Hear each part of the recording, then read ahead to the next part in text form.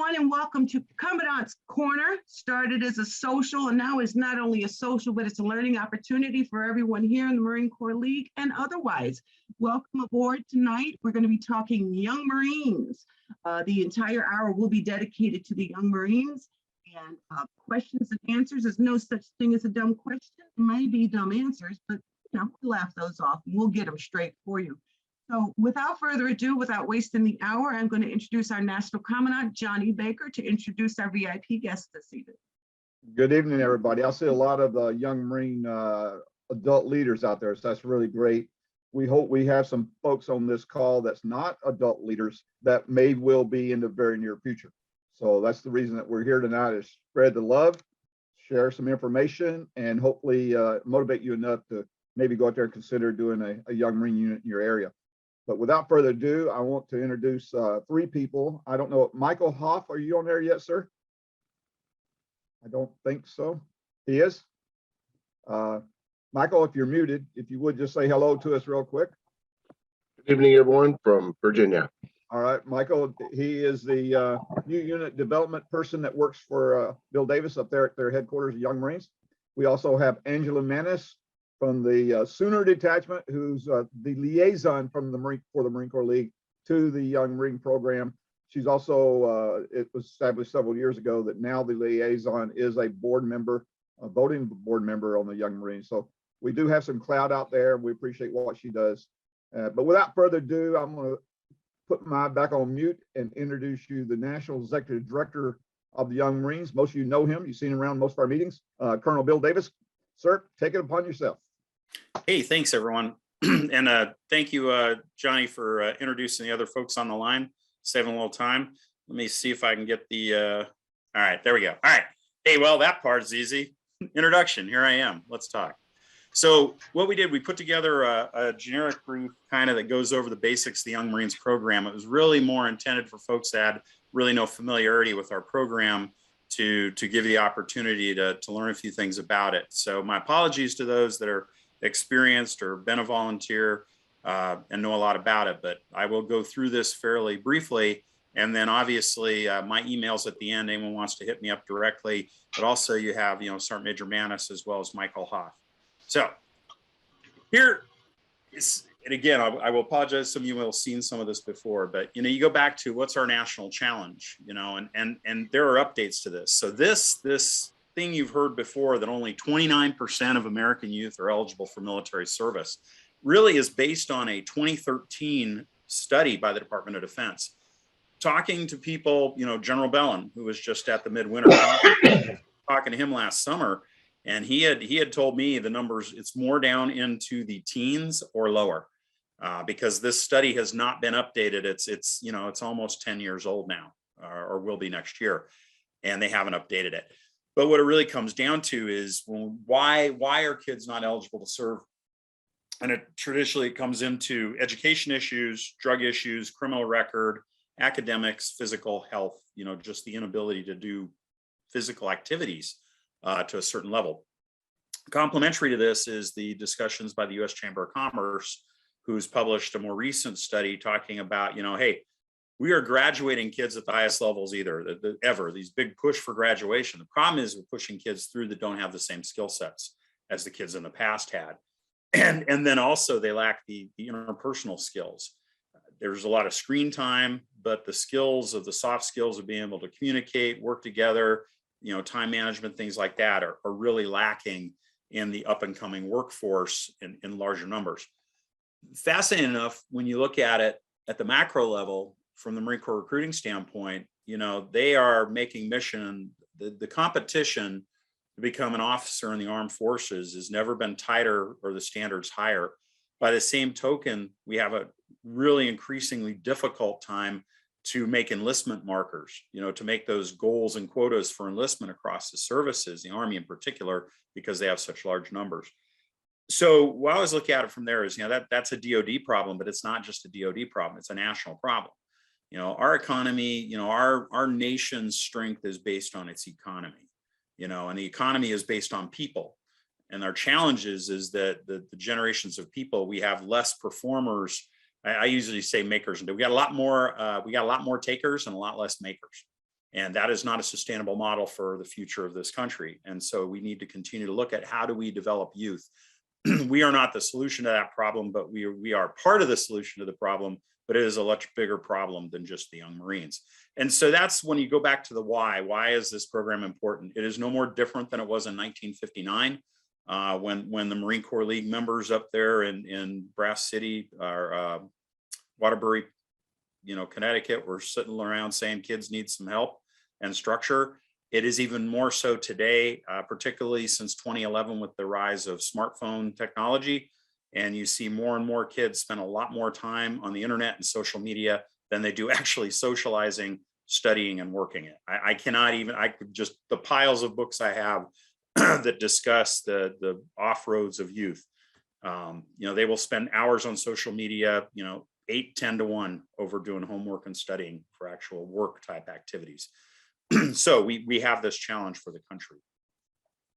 So one of those answers, Young Marines, your very own program. So this is the more detailed discussion from our bylaws and from our mission statement that you will find in most of our more detailed documents. But at the end of the day, Young Marines is about three things. It's about leadership using the Marine Corps model. It's about citizenship, predominantly through community service, and in particular for our nation's veterans. And it's about living a healthy, drug-free lifestyle, which we've gotten into more in the last few years to expand beyond just drug man reduction to a more holistic look at a healthy lifestyle, which then doesn't imply, but it enables a drug-free lifestyle. So that is what this is all about. So when you look at the package, at the end of the day, what are we trying to do? We want to create engaged citizens. As I've said before, not a recruiting program, but go figure, the name Young Marines, a lot of children will self-select to join a military youth program because they're either curious or they want to know more about it. And so what I would tell you is the ones that do decide to join, as we mentioned before, do very well, but they make informed decisions. But at the end of the day, we want to make engaged citizens. And so we kind of talked about what are the various components of our program that lead to that end state. When a young man or a young woman enlists in the Young Marines to join our core of young men and women to become a future leader, these are some of the activities that drive them to this end state. So the historical impact, we kind of did some number crunching and found that, I went too far. Go back. Trying to get some things off my screen here because it's blocking. We found that, best we can number-wise, it's been over a couple 100,000 youth members.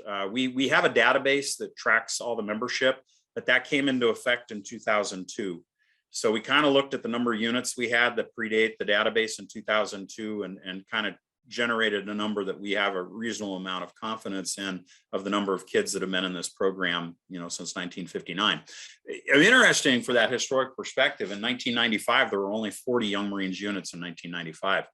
But they tended to be on the larger size. Our average unit size the last few years is more in the 20s. Back there, it was more in the 40s. It was not unusual to have units of 100. Or so. And we have very, very few units, only a couple that start approaching the triple digit mark. Most of them are in the lower double digits. So there you go. And then we figured out, just in the last, few years, 5 million hours of community service. It's that focus of effort that we have for the program that we want to see. And then the types of activities are, that's just a handful of some of the high level ones, high visibility things that you do. Toys for Tots is a really big program for Young Marines, as we mentioned at the midwinter and before, and that we partner. Most of that Toys for Tots activity is partnered with the Marine Corps League. We have a handful of units that do Toys for Tots directly, but the majority of the units are doing Toys for Tots with you all. And that just is one of those great things that we do together. We have grown from those, like I said, that 1959 1 unit Waterbury, Connecticut, to the 40 or so units that we had in the mid 90s, and grown to now, over 230 units in 40 states, the District of Columbia. And of course, we have the unit in Japan at the base. We have a unit in Hawaii, one of those 40 states where they exist. Last year we had a little over 6,000 Young Marines and around 2,100 adult volunteers. activities out around the country. In the last couple of years, we've done over 100,000 hours of, usually in a normal year, we do around 200 to 300,000 hours of community service with those kids around the country. So, very impactful when you look at all the activities that go on. So where are we today? Just looking at the laydown on the map. So a couple of points on this one. If you look at the bottom, it'll tell you the actual number of units by division. This is for those that are interested in geospatial information systems, the markers are actually laid down on the map where the units are located. And this is live. If you go to the Young Marines website and you type in, youngmarines.org, and you go to find a unit or start a unit, you find a unit, it will take you to this map that is live. We took a snap screenshot of this last week. This is the latest and greatest, but you can look at it live on our website. And when you go live to the website, you can zero down to any one of those units, click on the button, and it will tell you the name of the unit. It will give you their website, the phone number, the email, whatever data that we have on that unit in our database, it will give that to you so that you can reach out and contact those people if you want to. Or you can just call headquarters and we can link you up with folks as well. The color coding and the shading you see reflects the 6 divisions of the Young Marines. They roughly align with the recruiting regions at one point in time with a few merging here and there. But those are divisions starting in the Northeast with the reddish tint, that'll be Division 1, the blue tint's Division 2, green is Division 3, the beige in the middle is Division 4, and then the tan in the middle is Division 5, and then that whole purple mass over on the left, the purple people eater, that's Division 6. We have volunteers, as I mentioned, we have over 2,100 volunteers that participated in the program last year. We have a staff of 12 at headquarters that oversees the whole program, but it really happens at the ground level, but the unit volunteers and the adult volunteers. The 6 division commanders have an assistant division commander, and then subordinate to that are regiments. And then the regiments span either a single or multi-state region under the regiments. And we're doing some realignments right now. We had battalions, but we are slowly phasing them out. Part of the challenges is what's the better, trying to come up with a better volunteer management structure that also is supportable with the time that the volunteers have to spare to work on the program outside of the normal jobs. So I thought it'd be more interesting is to show you the laydown of, these are the Marine Corps League divisions that have been superimposed on our map to kind of show you how that falls out. Our goal this year, is to reach out, as I mentioned at the midwinter, our goal this year is to have a Young Marines representative that can speak about the program at all of the Marine Corps League division conferences this year that have them, as well as going again to the annual summer convention this summer in Daytona. But as we go into that next weekend, we have the Central Division and our Assistant Division Commander for the 5th Division, retired Marine Gunnery Sergeant Chris Friedoff, who is the ADC for the Division 5 and lives in the Ohio area, is going to be making the presentation there. Sergeant Major Baker, Johnny's been good enough to link him up with the local folks there. He'll give the brief, and then he'll do a little more of a data dive. When we come to the divisions, not only will we show a slide deck that shows you that division with a little more clarity, but also we will talk about the new units that are in development or potentially in development within that division itself. And Michael Hoff's on the line. He will tell you that we just last week signed up a new division, or a new unit last week. That will be our 6th new unit in this year. And we are only in the 2nd quarter. For the last 5 years, we averaged 5 new units a year, and we already have 6 new units, and we're only halfway through the year. And Michael Hoff has been working on a better way for those that have been around the program before or had started, anyone that started a unit on here. Really, Michael has a long background and history with our program, working in the Oregon area, but also as the assistant division commander for the 6th division on the left coast over there. Has a great historical perspective, but also he's been in the trenches working the units. So he put together a package how to bring a new unit on so that we do a much better job of onboarding people that want to create a Young Marines unit. I mean, back in the day, you called and we said, hey, that's great. You want to start a unit? Yeah, I do. And then we sent you a box of stuff for you to figure out with no Rosetta Stone. So in this case now, we have a much better process for onboarding new units.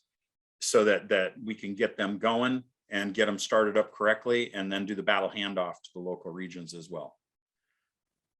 So when you talk about Young Marines members, really it's getting someone to become a Young Marines volunteer. It's a simple sign up form, 3 letters of recommendation, and then a background check. We do a national background check. It's a best practice for any youth program. I don't think I need to tell you why.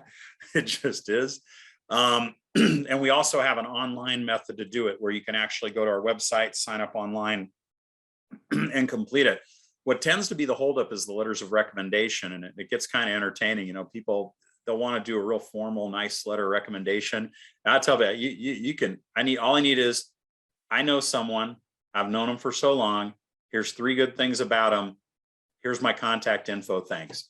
It doesn't need to be, this long science project. We're just looking for a couple people that'll vouch for someone that they think they would be okay working around with kids, that they would do a good job with that. And that's just part of our deal. And then the adult volunteers have, various opportunities to conduct additional training that we do both, nationally, regionally, and then some online options as well to help them develop as adult volunteer leaders. Our membership on the adult volunteer side, right now, it's roughly around 50-50 with military background and civilian background. The adult volunteer manual has plenty of information on how to run a unit. You can follow it. Obviously, it tends to be a lot of Marines that are our veteran supporters of the units. We do have a retired 1-star Air Force general who's an adult volunteer. Got a lot of Army and a lot of Navy out there helping out as well. So it really is a joint effort to take care of our nation's children in the Young Marines program. For the youth members, they get their membership and training a lot of ways. We are the only youth program that has a requirement to do recruit. We call it recruit training. Reflects the Marine Corps values, but you got to earn the right to be a Young Marine. I sometimes have to chastise people that it is not boot camp. We don't do that. We don't make Marines. These are kids. But the recruit training they go through is kind of the basics of the program: how to wear the uniform, physical fitness, a little bit of drill and ceremony, a little bit of Marine Corps history, language, and things like that prepares them to be an active part of a Young Marine unit. So there's always that in the background. Use the old Woodland camouflage uniforms were the ones that we were told to wear. However, we do wear the Marine Corps, the current version of the Marine Corps service uniforms. We do not, unlike the Marine Corps JROTC, we do not do dress blues. We only do the Alphas, Bravos, and Charlies, and mainly Alphas and Charlies come up. And so with that comes some of the fitness and grooming standards. Although we have some latitude as a youth program, we still try to comply with the majority of those, particularly when the children are in the service uniforms, because it's a Marine Corps uniform, with the changes in patches. We have enlisted ranks only. Some people that have been around for a long time may remember back in the day, they had officer ranks, they had warrant officers, all this stuff. But it was decided to simplify the program. We stick with the enlisted ranks and call it a day. The rank structure goes up, but first sergeant and sergeant major are billeted ranks that go along with. If you are the regimental Young Marine, you are the regimental first sergeant. If you are the division Young Marine of the Year, you are a sergeant major. You can be the sergeant major of a division level event. But otherwise, you go to the ranks, you go master sergeant and master gunny if you don't hold one of those billets that's titled for first sergeant or sergeant major. And of course, ribbons and devices that you've seen the children wear, we have our own version of those. It's a little of everything that you'd expect, and maybe some things you might not expect. I was giving out some musician awards last weekend to some kids. Well, yesterday afternoon, I was giving out musician awards. But it's a lot of things, good sportsmanship, academics, athletics, musician, land navigation, first aid. There's personal awards, and then there's personal awards for personal conduct, attendance, kind of a little of everything that you'd expect that the kids have to earn to get. So you earn the right to be a Young Marine. You earn every medal, every ribbon that you get, and you have to earn your rank through a combination of time, billet, and these personal achievement ribbons that you need to do. There's drug demand reduction ribbon, as well as community service. And the activities that take place can be, obviously local, regional, national. We have a variety of activities that go on around the program. So with the units, when it comes down to a unit, the units meet, wherever they can. And it really is, I will tell you, it is a, whatever term you want, gumbo, potpourri, whatever you want to say about it, it's a little of everything. It's a little of everything. It really is. There's no dominant group that sponsors Young Marines that like, well, half of my units are sponsored by this. That is not the case. However, to caveat that, over 60% of our units receive some form of sponsorship support from the Marine Corps League, whether that's hosting a unit, hosting activities, providing financial support to a unit, or to individual Young Marines through scholarships and activities. That is, the Marine Corps League continues to be our strongest single supporter in terms of financial support across the program. So the programs mostly are after school or on weekends. 1 day a week, 2 days a week, or 2 days a month. Every other Saturday. You name it, it happens. It's whatever works for the adult volunteers. The units are chartered through Headquarters Young Marines. We do the background check of the people. Now when someone wants to start a unit, for the most part, they talk to Michael Hoff. He helps coach and guide them through the process. You need the magic 3 people to fill the billets. In fact, hey, Michael, why don't you jump in for a second and just talk for about 2 minutes about starting a unit, the basics. All right. Well, yeah, like you said, fill out the paperwork, and it's a place for improvement for us, where they'll be able to do everything online. When a new unit starts, everything has to be done by paper, and that seems kind of antiquated or old-fashioned.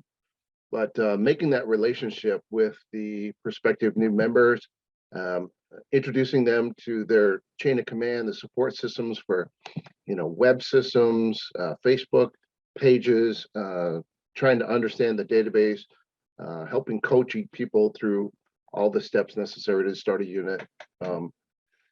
Really comes down to just really making relationships and making people understand that they, we are the support system for them.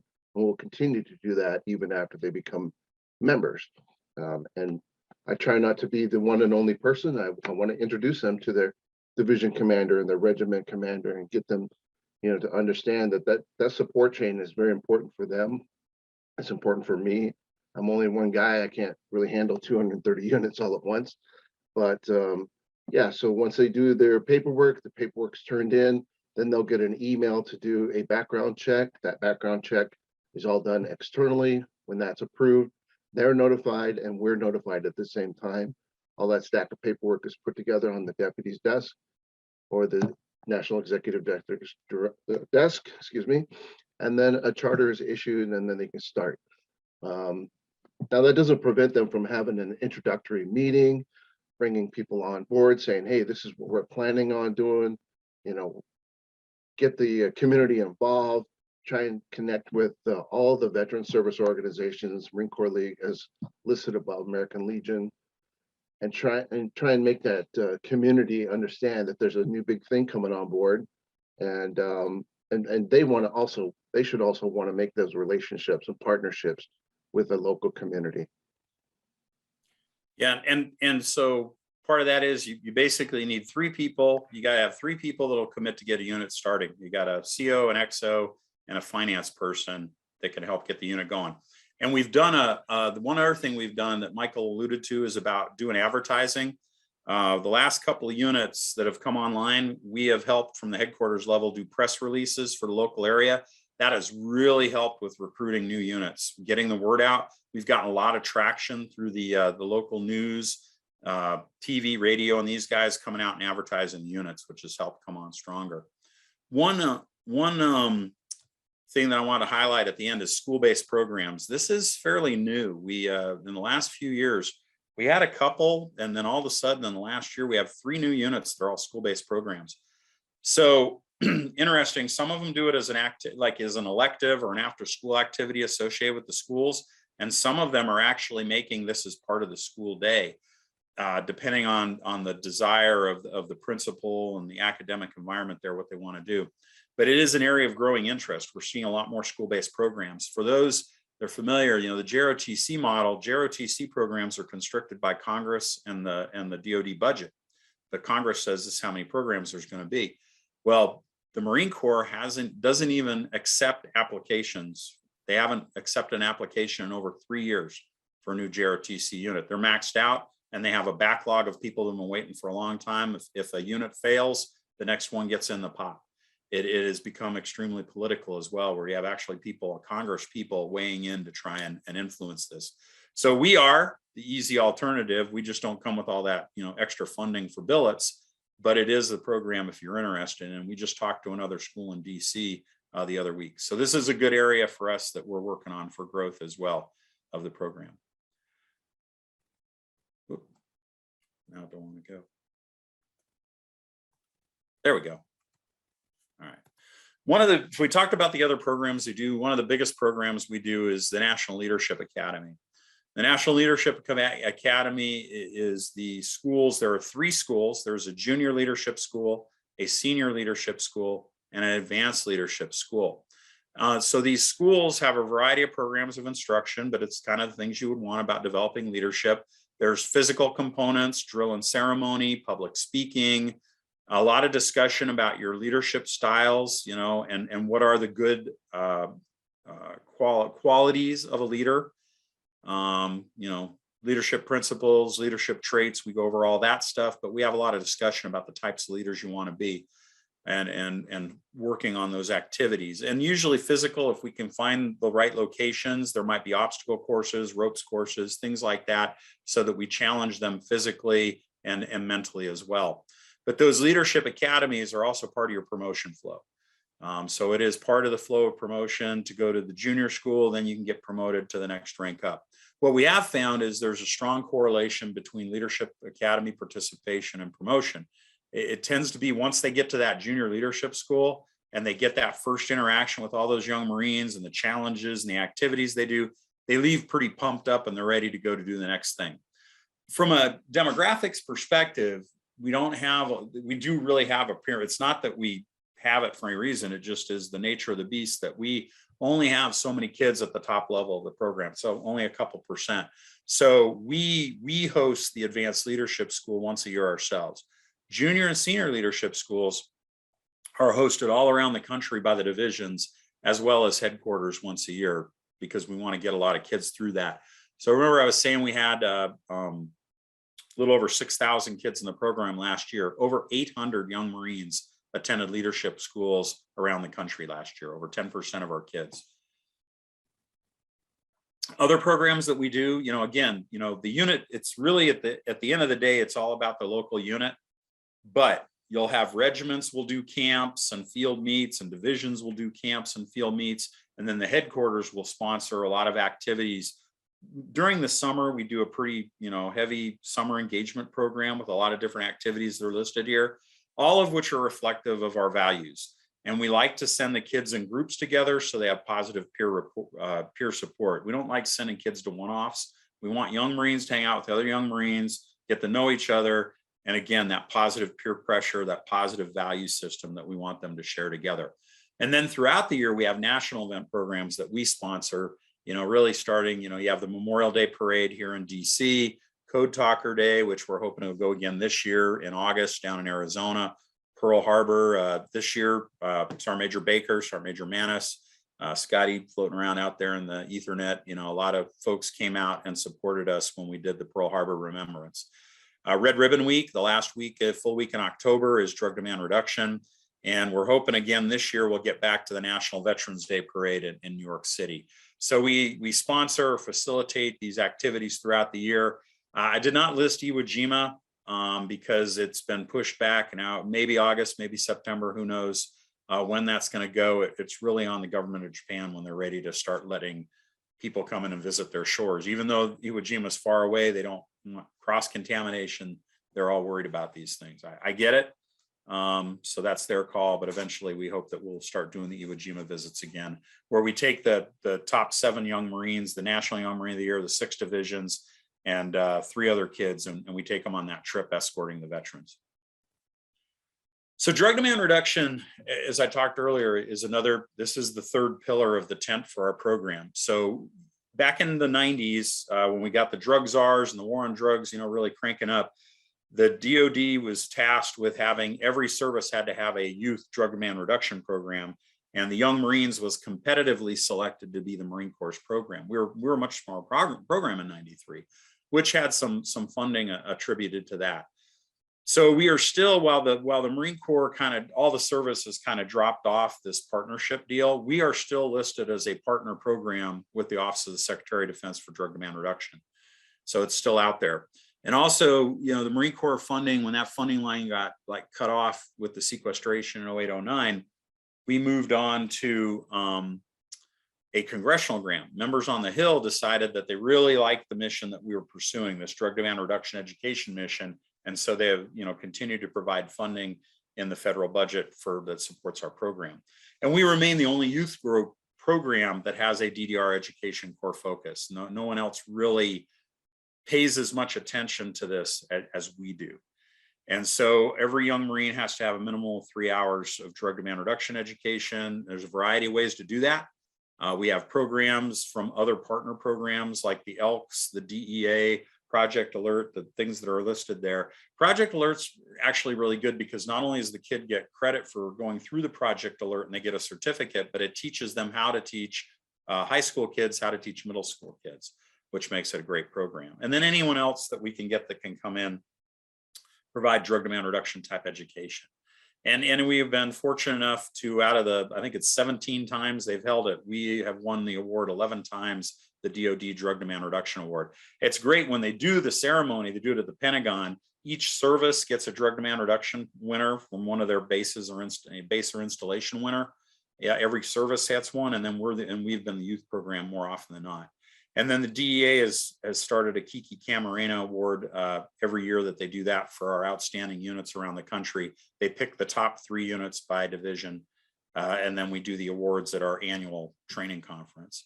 But it's really big. I mean, if you haven't caught it, I mean, it's kind of big news. We are at record-setting levels of drug overdoses. We're over 100,000 people a year dying of drug overdoses. The latest DEA push now is called One Pill Can Kill. It has gotten to the point now, if you caught the news, we had a bunch of West Point folks on spring break, had drug issues, and the drugs they got a hold of, it's fentanyl. You're talking about something, it's the difference between 9 grains of salt and 11 grains. That's how small the fentanyl grains are. They're like a salt grain, not coarse, big kosher salt. I'm talking about the little teeny grains, and that's how many can kill you. A normal sized person could be 11 or 12 grains will shut your body down. So it is becoming even more dangerous than before.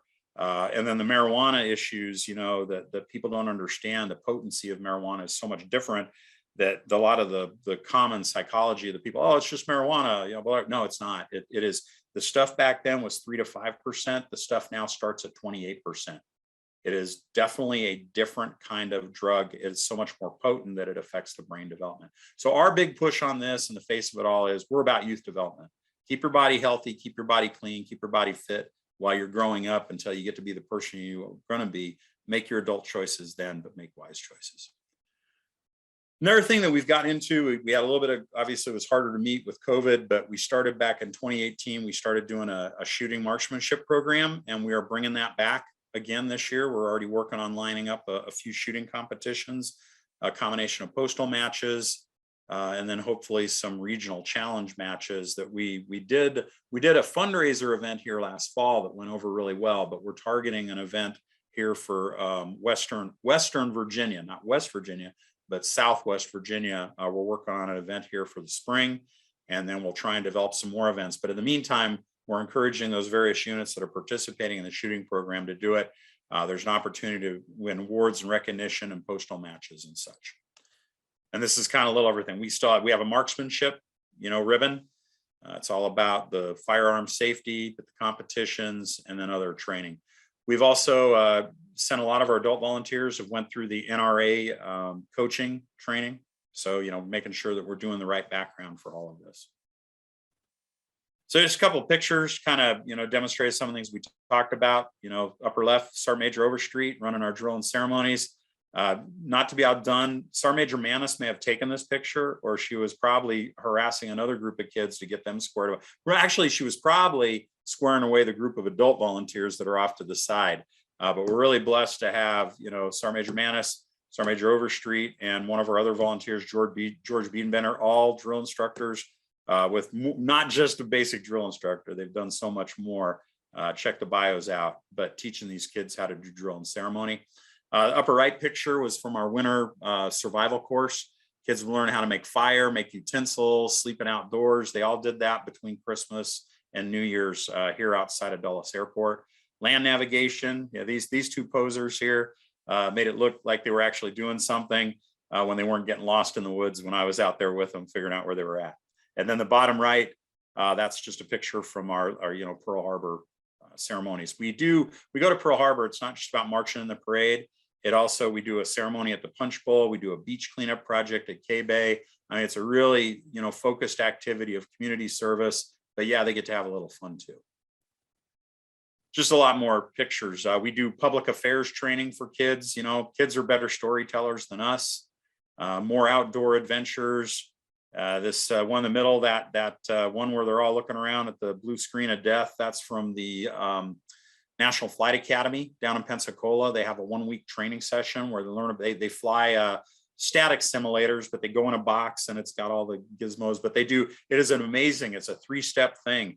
They get tasked with scenarios, they plan missions to support the scenarios, and then kids are out flying the simulators in support of the ceremonies or the scenarios, and they rotate around. It is amazing training, not only from a STEM standpoint, science, technology, engineering, math, but also from a leadership standpoint, from a planning standpoint, just higher order thinking that most kids aren't exposed to. Now, we're really proud of our alumni. Like we said, we fair over 200,000 young adults have been through there. And I guess in my rush here, I missed that big, massive typo in the middle. They're volunteer 3ers. It is not a trick question. It's not like a crazy license plate. That's just a straight up typo I need to fix. But we're really excited. About 9% of our adult volunteers are alumni that have been in the program. They want to give back. Here's a bunch of the alumni at the golf tournament. That you could tell that there's one guy outside of the cohort. The gentleman to the left, Jeff Porta, was in the Young Marines in the 70s. He is our Division 5 commander. He's a young Marine, veteran Marine, and now is one of our young Marine leaders. But we're really proud of the alumni because it is a proof of concept. It shows you the program works. And so when we talk about how do we know the program works, well, we surveyed a bunch of kids, young adults and some older guys like Jeff. And this is some of the things we came back about. We're not a recruiting program, but about 30% of our alumni go on to serve. And about 55% of them will go on to join the Marine Corps. And then the next group is Army, then Navy, and then just a handful, a little bit of Air Force. And we got 1 or 2 Coasties and now 2 Space Force people. But the majority obviously go to join the Marines. And the next largest groups are first responders and teachers. And that's why we really get into this thing. Over 60% of our young Marines report going into occupations that serve the public. They take on that whole idea that service is important, service to others, service to country. And that makes me excited because it means they're listening to what we're saying. It's not about taking, it's about making. It's about taking care of people. But, looking at some of the details here, 70% of our alumni still support community service outside of whatever they're doing as a job. And that's about twice the national average that we found by doing some online comparative survey work. 90% of our alumni report voting in elections. The normal average for a presidential year is about 60%. And on an off presidential election year, it's more like in the 40 to 30%. So our people understand what it means to be a citizen, that you need to be voting, be part of that project of democracy. Drug-free lifestyle, it's funny, at 95% still living a healthy lifestyle. I had to ask, so who are the 5%ers? It's like, well, sir, some of the people, when they did the survey, they like to drink beer and they wanted to be honest. I'm like, okay, I'll give them the beer. They're 21, go for it. Just, stay clean when you're younger. And then the appreciation for veterans was like 99.9. So there must have been one person that had a bad experience out of all the 600 and some people that responded.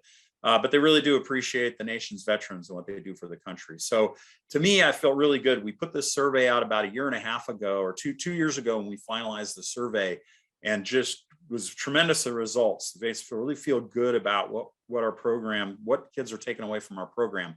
And now we're doing annual exit surveys. So now every young Marine that leaves the program gets an exit survey, and we're pulling that data back in so we can continue to build out and then check in with them in 3 to 5 years and see how they're doing. So the Marine Corps League and the Young Marines, kind of talk about burying the lead a little bit. As I said, you're still our biggest supporter, and there's still that 60% are supporting some kind of activity for the Young Marines. But there are a lot of synergies, as I've said before. If I'm trying to market and sell it, as we talked about in the preview show, that marketing piece, it really comes down to it's good synergy for the two programs. I have seen a lot of cases, if you want to talk about 50 and 50, you want 50 over, 50 under 50, 50 over 50. It's the younger veterans that have kids, and they're looking for something for their kids to do that reflects their values. So why not Young Marines? And if they're going to put their kids in the Young Marines program and they have that opportunity to interact with the Marine Corps League in a positive fashion, it's your subtle backdoor marketing to potential new Marine Corps League members who get to see the Marine Corps League at its best. Because what are those kids out there doing? What are their kids doing with the league? They're doing Toys for Tots, they're doing color guards, they're doing detachment events, they could be doing marksmanship. All those things, the Marine Corps League, you get a chance to change the outside perception of people to understand what the modern day Marine Corps League is all about, as opposed to what they think it's about. But you subtly get the back door because their kids out doing stuff with the Marine Corps League, and they start saying, hey, this is pretty good. I think I may want to do some stuff with the Marine Corps League because that's a great organization that I should be involved with. And I've seen it both ways. Obviously, we're asking all the time, hey, Marine Corps League, start a unit, but it can work both ways, and it does work both ways. So I really throw that out to y'all. That the other thing is, hey, everybody likes a working party, and the Young Marines get credit for community service. So if you're doing something and you got a Young Marine unit, they can share the love and share the support. Hey, John G&A, I saw you on there before. I'm gonna throw him under the bus. John, you were telling me that you guys use the Young Marines a lot for your color guards and stuff, right? Yes, our detachment, some of our Young Marines were 17 or 18, and they joined as associate members, and they're on the honor guard, all dressed up, and one of them was voted as the associate member of the year this year. So I mean, that's another way older Young Marines, older Young Marines, 17 or 18, I think are able to join the Marine Corps League as an associate member. And that helped us get our color guard going and our honor guard going. And if you really want to, for those of you that were into the Math for Marines part, if you bring in an 18-year-old, it's really going to throw your average age down real fast. I mean, just bam, baby. Hey, Michael, you said we had a question in the chat. Can you throw that out real quick? And the question in the chat was about the number of young Marines who graduate high school and how many of them attend a four-year university. Oh, I'm going to have, you know what? That is in the more detail. Let me, okay. Hey, Victoria, if I send that back, can you post that in some way? I'll have to go dig it up. Yeah, you can email me and I'll screen share it from here if you like. I'll have to, I'll be honest, I got to go back and look at the full survey for that because it was in there. High school graduate and college. Yeah, I'll look again. We can edit that, the PR team can edit that to add it to the tail end of this recording. Okay, cool. Well, we will get that back out to you, or I'll put it in my next edition of Semper Fi. Very good. But yeah, I'll get it back to you. It is good. It is as you would expect. It is on the higher end. I don't want to fudge the numbers. So let me go take a look at that. Sure. I don't know how much more time you have, sir. No, I know we got a boogie. So here it is. This is like the last, I know I was like, oh yeah, I'm sucking the oxygen out. Here's our big things. No surprise. You got to find a place to meet, and you need some adult volunteers to help out with the meeting. Those are our internal challenges for growth right there. Always looking for the money to keep the program going as big. You're always competing with other things for kids' time because, hey, my kids bounced all over the place. But the big societal issues that we've had, I mean, this is a challenge. We're a drug demand reduction program. Marijuana legalization is making it hard to do the job. Drug use acceptance, it's all the rage again. And then, post-COVID society, I mean, it is crazy, getting people back in. What I will tell you and leave you with is that we have seen as I mentioned, we have got more people wanting to start units than we have in the last 5 years. And I have seen over the last year itself, as we've come out of COVID, a hunger in the American public for a traditional values program. And that's what we are. And there's a lot of people asking, there's a lot of people looking. And so I'm very proud that the Marine Corps, the Marine Corps League, let's not give too much credit, the Marine Corps League and our volunteers and the people that continue to run this program have kept it that way. And that is becoming favorable again for a lot of people to put their kids in these kinds of programs because they see what it does. So with that being said, thank everyone for participating out tonight and listening to all this. And I owe you all that question. And again, you're welcome to, ping me, ping anybody, ping John. He's bored. He wants to talk to people.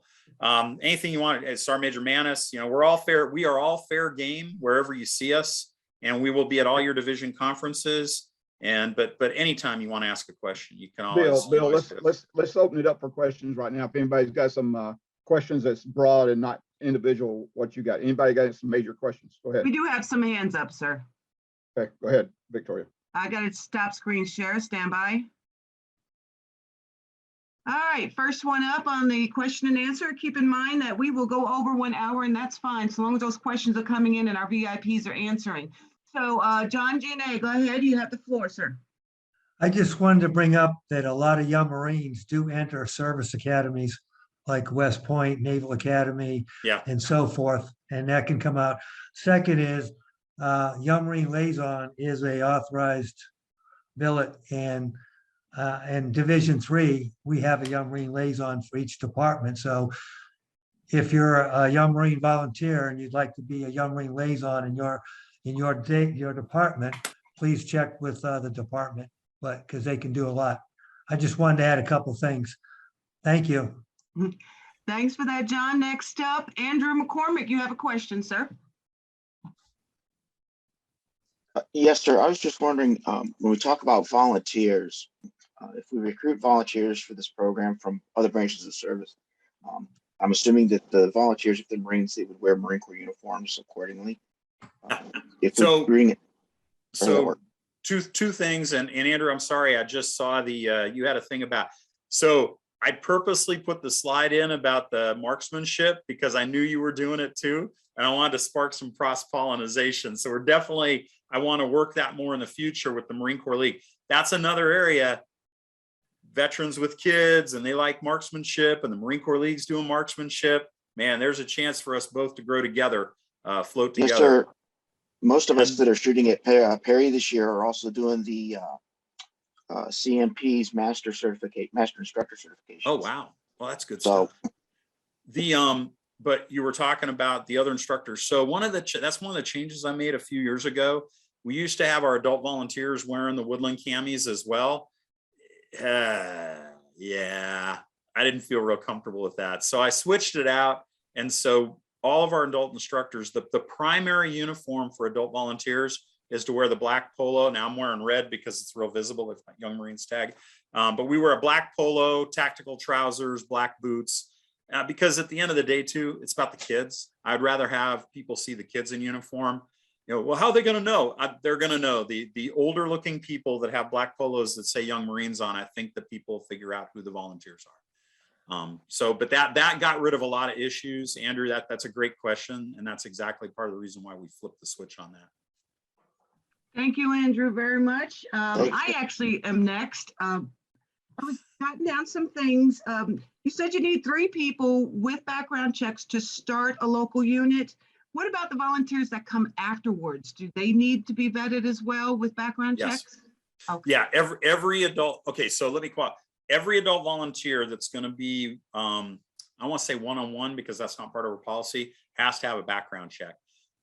So those are our adult volunteers that are actually put into our system and tracked. Those are the people that can hang out with the kids. It's not, you're not supposed to have a one-on-one interaction with the kids. You should have at least 2 people with a child at any given time. But we've done the background check, so those people are entrusted with having kids around them. Now, that doesn't mean you can't have parents showing up, guest speakers, all that kind of stuff. But those people will never be left alone with children. Has to be someone that's been through the background check, that's always present when those children are doing some kind of Young Marines activity. All right, thank you, sir. Next question is coming from Bryce. You're up.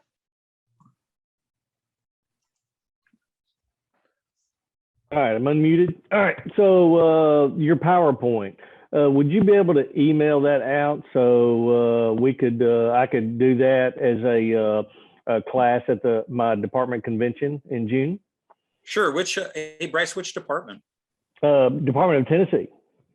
Oh, man, I don't remember if we had, we're trying to go to a few of the departments too, but yeah, I can do, I'll get it to you one way or another. Make sure if you wouldn't mind, Bryce, send me an email and I will get it to you one way or another. It's kind of fat with some of those pictures, so we may have to put on a thumb drive and send it to you. Wonderful. Thank you. Absolutely. Another advice for you, Bryce, if you don't get it in time or whatever, remember this is being recorded and it will be put on the national YouTube channel. So you can Yeah. always pull it out from there as well. Absolutely. Thank you. That's not as much fun, but sure. I that'll know. work. I want to do the PowerPoint, but yes, you're right. In case. All right, I do not see any more hands up. So I'm going to assume, I got Jeff. okay, go on. Hey, No, I Mr. got, Davis, yeah, can I you do give us see your- it now. Go ahead. Can you give us your email real quick? Yeah. Bill.Davis@youngmarines.org. Thanks, brother. Hoorah. And Clark Beal's got a question. He was waving his hand. He is doing it old school by waving his hand. Clark, you have the floor, sir. You may be muted. There you go. Okay, we had a function one time, and we wanted to get young Marines from a different district, like, from Pennsylvania, come down, because our young Marines are doing all the stuff. And they said they couldn't come. Is that true? Or they said he couldn't change districts? Nah. Huh? Yeah, I mean, we were, I think no, I don't have any problem with that. I mean, Yeah. we push kids around all over the time, all the time. If we yeah, can't, we're from Mount Airy, Maryland, and our young Marines, we have in Maryland, we're doing another project, and we wanted them for something, and we went up to Hanover, Pennsylvania, and Yeah. they said that they couldn't come down because there's different districts. well, hey, Clark, hit us up offline and we may have to talk some of the particulars of that, because I will tell you, so I've mentioned it before to y'all, hey, you all run Marine Corps League, your challenges with volunteers, I have the same. So some folks are more user friendly, but Clark, if you need help like that, or you want a cross deck, let us know and we'll get you somebody to come help out. We got some units that are really all about going out and working with other groups. Yeah, because actually we got 2 units close to us in Pennsylvania, Gettysburg and Hanover, but they said they couldn't come over to another district. So Yeah. Like I just said, have a quick hit us up. You send me an email on that, Clark, and your phone number, and we'll talk about that, because I got a couple ideas for you already. Okay, Hoorah. I'll be more than glad to do that. Thank you, sir. All You right, got it. thank you, Clark. John Janae, you're up. I just wanted to say that when we're looking at the Young Marines mirroring the Marine Corps League, we also use Rust Insurance, and we have the exact same form that the detachments are using. So, our insurance is a little different than theirs, but I just wanted to point that out. So, All But right, they thanks a are lot. different they are different policies, different Correct. coverage, but it's the same people. So it does make it easier though, when we're working with Billy and the team at Rust, when we tell we're doing something together, it does make it easier. All right, thanks for that, John. I don't see any more hands up, so I'd like to ask Angie Manis to introduce yourself and what role you play here between the League and the Young Marines, please. Thank you, ma'am. Angela Manis here. I am the Young Marine Liaison to the Marine Corps League. So if there is something that, like Clark had you come out and asked maybe a couple of weeks before your event, I could have helped you with that very easily. But just, we don't know what we don't know. So now this group, all 57 of you, you've got the word, you know how to make the connection. My phone number is out there. It's easy to get a hold of me, so please do. And if you can't find me, call Victoria because she's got my number. Any questions? Thanks. John, Janae, I see your hand up again. I'll take it down. Oh, okay. I didn't know if it You was left. again or still. leaving us hanging. All right. If there are any other questions or any representatives here from the Young Marines who would also like to add on, is there anyone that'd like to say anything as we close it up? I'm going to take that as a no. Remember what Angie Manis just said. Her name and her email and phone number are on the national roster, which is in the member library and it's password protected. So, you could always find her there. Commandant Baker, any closing remarks, sir?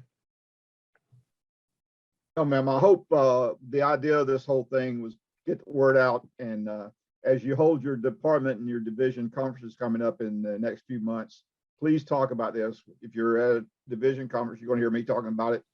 I invited Bill and some of his team to come to every division conference this year.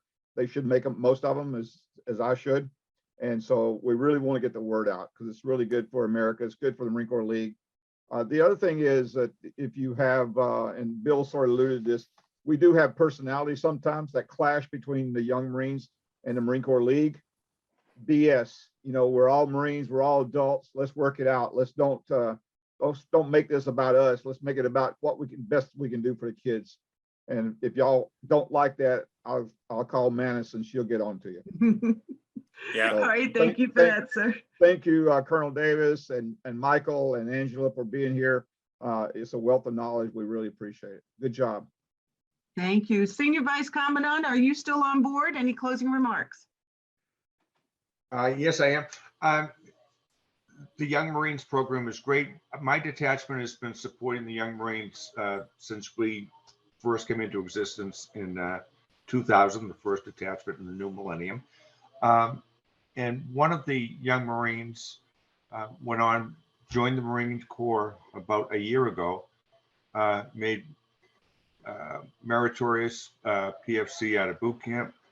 He was assigned to embassy duty over in the Netherlands, and he just made meritorious corporal. And he has said that the foundation that he had of being a member of the Young Marines made all the difference in the world for his successes now. Brian Fagan, I'm sure Bill must know him in the Fagan. Yeah, he called me last week. Oh, he gave what, to tell you that he was corporal? I get that phone call from Belgium. I know who it is. It's that hard charging young Marine with a small Y, big M on embassy duty out there in Belgium. Even talk about drawing a great straw. Everybody's coming through right now with Ukraine going on. He's seeing all kinds of people. Yeah. But I was thinking about that too. I always talk about shaping operations. So you really want to play the long game. So the kids that join the Corps, when they get out, maybe they'll join the, Marine Corps League when they get out of the Marine Corps, because of all of the support and mentorship that you gave them while they were in. So there's that. Outstanding. I do not see our junior vice on anymore, unless he's still here. Any closing remarks from TJ? Yeah, I Googled his name. He wasn't in there.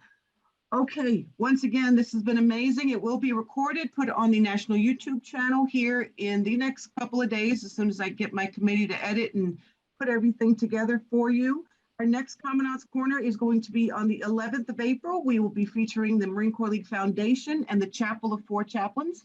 So we're going to have two different programs joining us next month.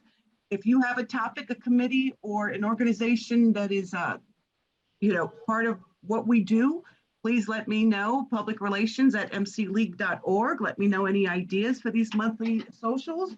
And if there is nothing else, once again, thank you very much, Colonel Davis, for being a part of this evening. Thank you all. Awesome.